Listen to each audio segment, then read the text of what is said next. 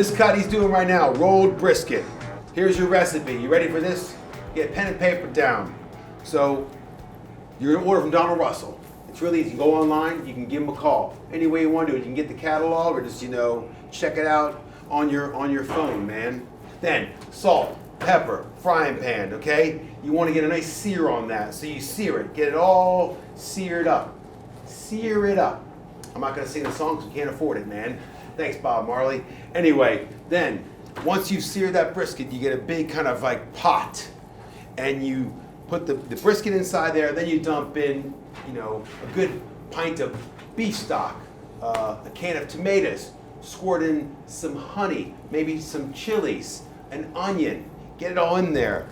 Maybe a squirt of some barbecue sauce, and then let it slow cook until it falls apart. Great recipe. There we go. Look at him go. Rolled brisket. Boom.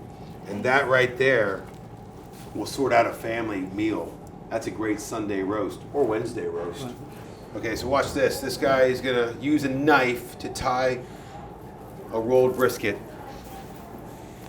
Oh, gosh.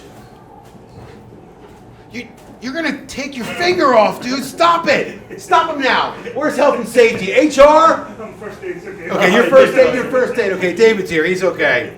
I don't know if I agree with this. This is. Oh my gosh! Here, can we get? Hold on. Can you move it over here so they can get a better angle of what you're doing? I'm not trying to stop you because I don't want you to nick yourself. Can you do it right there so these guys can see? And how'd you develop it, Ian? I worked at another factory, Okay. and that's what I did for 5 years every day. Just tie bits of pork. Oh, look at that. That is good work, right? You can't even tell it's rolled until you turn it that way. Amazing.